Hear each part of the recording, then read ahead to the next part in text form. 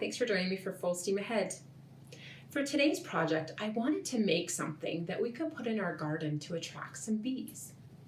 Now, bees are actually very beneficial for our gardens. Anything that produces fruit or anything that blooms is possible because of bees, because they pollinate them.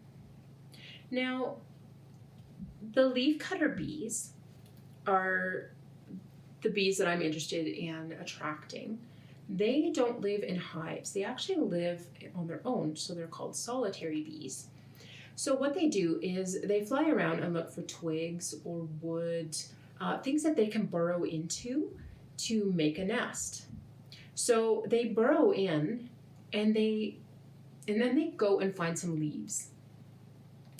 And they make a circle in the leaf, and then they take that circle back to their tube that they made, and they line the hole with leaves or even petals, and then they lay their eggs, and they leave some pollen in to feed the larvae once it's hatched.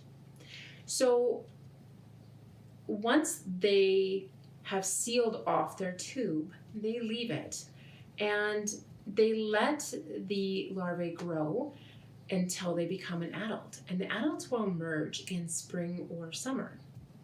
So what we're going to do is we are going to make a bee house that will attract the leaf cutters so that they can lay eggs in your house. Now, I made a bee house. So I made a birdhouse and I left the front off so that bees can go in there. And then I bought some tubes. These are mason bee tubes, but leaf cutters love them as well. So I just cut them back so that it fits in the bee house a little better. And the ends, only one of the end is sealed. So the leaf cutters like to lay their eggs at the very back.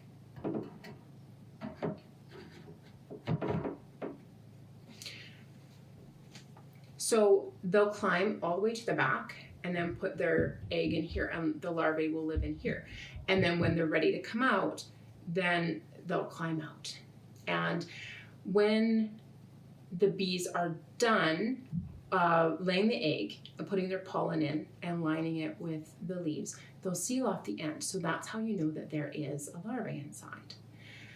So I actually bought some bees.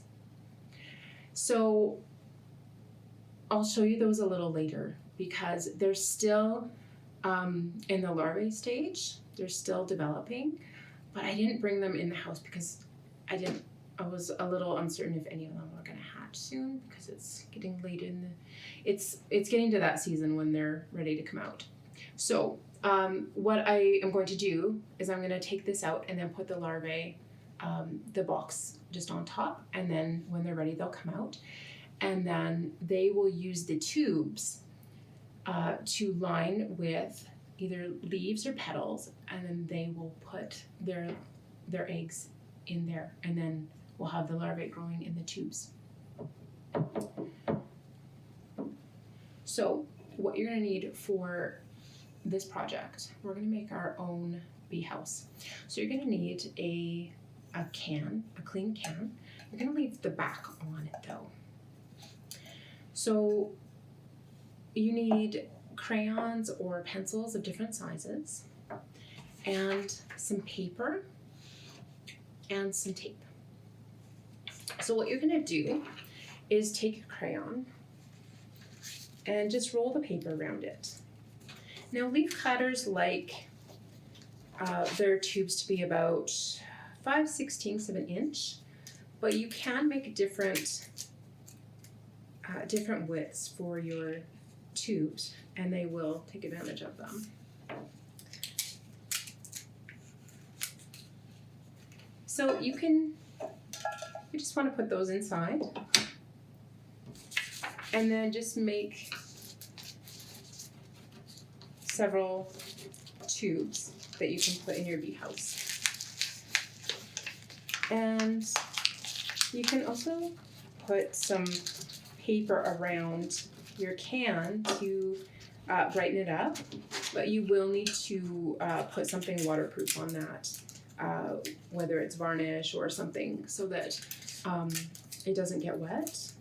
You can also paint the can as well, but it really doesn't matter. Like that's just for aesthetic reasons. The bees really don't care what it looks like. However, they are attracted to brighter colors, so it's up to you if you want to paint that or not. So just make all your tubes and put them inside. And the bees like south facing under an eaves trough. It's a little more protected under the eaves trough.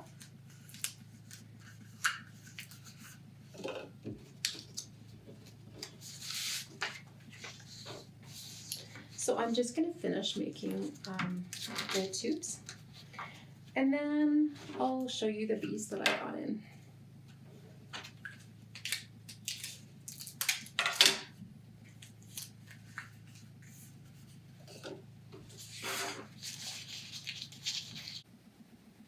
So I finished our bee house.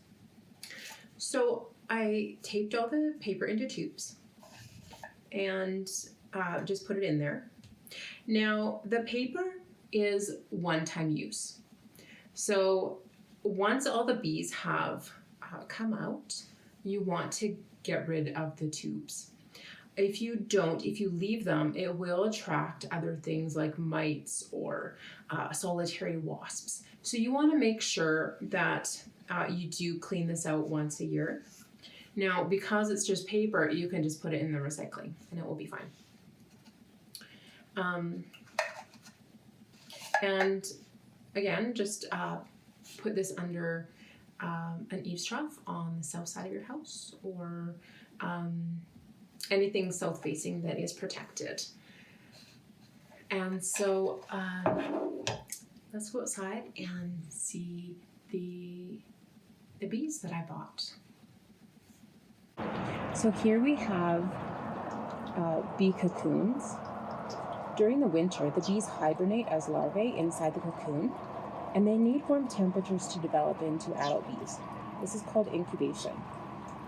Now, they do need a temperature of around 24 degrees in order to emerge, but with cool weather, it can take up to 3 weeks for all the cocoons to emerge. Now, in order to nest, the leafcutter bees prefer certain types of flowers. So they like roses, hostas, lilac, and dahlia. So I have all of those plants, so it's actually ideal to have leafcutter bees in my yard. Now what I'm going to do is I'm going to seal the box. The bees like to be at the back of the box, probably for warmth and for protection. So I'll make sure that they're at the very back, and I'm going to seal it up. I'm going to leave the front open.